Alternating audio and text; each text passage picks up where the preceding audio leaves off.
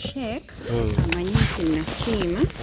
so mulimu ebintu bingi Sheikh tweyanziza nnyo eyo 11 Pro Max kansubire nti onoojagala onoogitegeera Hajji tajja kuyambako abaana we bali wano bajja kuba batuyambako naye nga bino byebikulu eno gondiyo eno kanzu n'enkofiira yaako bino byo barakallahu bibyo Allah kirize byonna byotaddemu omukisa gwo n'obeera ng'obigula n'obituleetera ng'ebirabo ebintu bino bannanga abandaba babindeetedde olw'ensonga nti muwala wange ono yajja wano ng'alina ensonga ze neyanzizza okubanga ondeetedde ebirabo bino. The precious Remy Queen Mama Prince omubwati ate era nga nze mukyala Bindeba omubwati kabanyiiza akantu ako naye mugenderawo temulina kyakukola. Waliwo muwala wange gwenda bagikwata naye seeno waliwo ekika ekirala kyakola ajja kubeera ng'akola ki ye anjigiriza engeri gyekola ki gye bagikozesaamu kubanga omukisa gwo tokkiriza nga guwa mulala nga bakoze eki bagukuwadde omukisa guno bagundeetedde olw'ensonga nti twalaajanira Allah nakkiriza eri omuddu oyo n'alabawo enjawulo gye yalabawo alese ebintu bino ngazze kwebaza. iPhone 11 Pro Max system ombi nange njeyagaliza so ekirungi we manchi yagaliza waki sikyagaliza omulala so bwentyo nempulira nga kimwagaliza nasiimye era nasiima era nkyasiimira ddala kubanga kati nafuuka muwala we so tajja kunzijjako omukono gwe ajja kusigala nga nsabira akatono ng'era omuntu yenna yenna agambye nti saddaaka tewaliko gy'ogenda n'otawaayo saddaaka ekyo mu Busiraamu abantu bakimanyi nti saddaaka kintu kikulu nnyo so akugambye nti saddaaka natuweetaga nti oba ki wabula gwe bw'ojja n'omubuuliramu then n'otegeera saddaaka ki yenkana ki gy'olina okubeera ng'owa ng'ogenda ng'okola ekyo kyakugambye kintu kyangu nnyo kubanga kukutegeera weetagakawo buli oyinza okuba omanyi naye ate woba ofunye omuntu akusingako okumanya exactly oyambibwa n'otegeera n'eki ky'olina okukola kyo oyinza okuba olina ekyo oyinza n'okuba oli eyo nga weesabira naye nga weesabira bifu okitegeera naye bw'ogendewo omuntu ng'akusingako okumanya otegeera nina kusaba ntya Allah nina mukowoola ntya so z'ensonga zange era nga Sheikh ndi musanyufu nnyo nga gye nkomeza nsaba Allah akwongere omukono ogwo oguteeke ku balala bangi nnyo nsaba Allah akuwe musera akuwe buli kyoyagala kyonna kubanga munnange ffe bwe tuba tutambula mu ggwanga lino tulina obulabe eri abantu abali mu mulimu guno ogw'abamasheekh nti abamu aba ayagala nnyo owulire byoyogera abyeyambise ku bantu abalala naye ffe kye tukola tulinda omuntu yenna abazze wano ne tuggyeyo Kulaani bw'aba agimanyi nga Katonda amusaasidde ng'agimanyi tugisoma akola ki awulira bw'aba tagimanyi era wabeera wamuyambako ne tuba nga tusoma ng'amuyambako ku ebyo bye tukola ki bye tusoma ffe tetwogera bwogezi bigambo wabula tusoma ki Kulaani eno ddagala Allah yalyogerako nti ddagala buli bwe weesembesa Kulaani eno gobeera omuwanguzi naye bw'otagyesembesa tosobola kukola ki kubeera muwanguzi omanyi munnanga abamu tebamanyi kusaba ajja n'afuna ekizibu n'asaba ayi Allah nsaba onnyambe onzivunusa ekizibu kino ayi Allah nsaba onnyambe ongaggawaze ayi Allah nsaba onnyambe onye omwana wange naye bwe bw'osaba Allah osooka kusaalira nnabbi nga bw'olaba bwe twakola n'osooka n'otenda ku bitendo bya nnabbi byonna n'olyoka osaba Allah buli bw'otatenda nnabbi na bitendo bye ng'osaba tosobola edduwaayo ebeera tetambudde nga bw'erina kukola ki terina kutambula erina okutambula ng'osoose kutenda nabbi Muhammad sallallahu alaihi wasallam nga bw'olaba twakola ki bwe twakola nti abantu abasinga basaba naye nga tamanyi nankola ki tamanyi nsaba gy'alina kusabamu nti yasaba busabi era bamasheekha abali eyo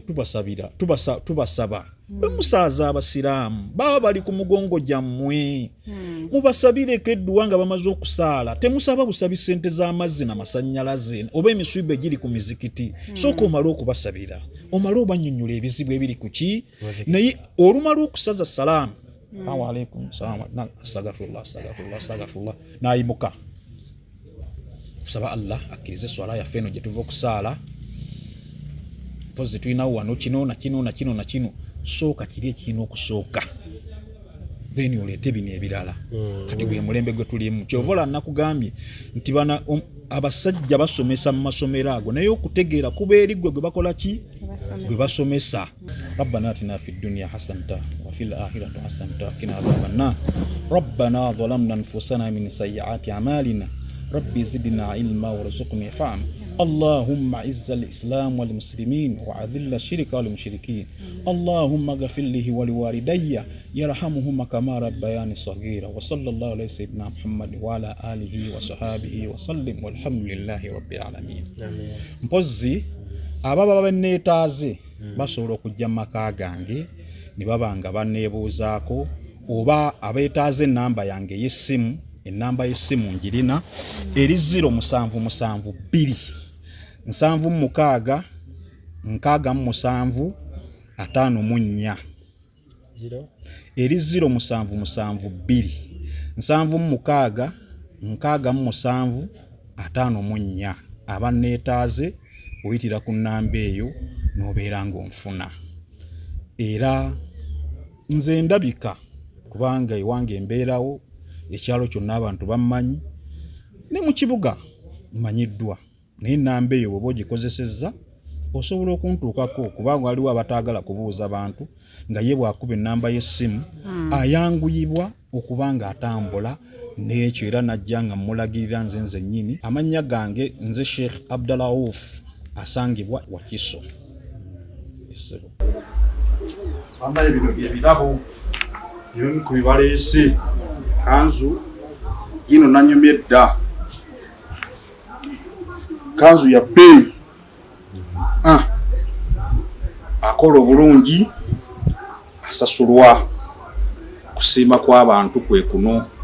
kwendimu essaawa eno saba Allah awe muwala wange oyo omukisa mu bintu bino mweru byawaddeyo ng'abiwaddeyo okuva ku ntobo y'omutima gwe ng'asiima Duwa gye twamusomera era nebanga yamuvuunusa emiswiba gye yalimu gyonna bantu bangi bampa era buli omu mwebazanga bwakoze eki naye omanyi lwaki njogedde nnyo ku kino ebintu byonna nga bwe mbibalaze bwabimpadde byonna byange mbirina tewaliwo kisigaze kanzu mundese njambadde neyanziza namwe mwebale kujja batabanyi okubeera nga mubaddewo ng'abajulizi nankwasibwa ebintu gano ge maka gange mwensangibwa Wakiso era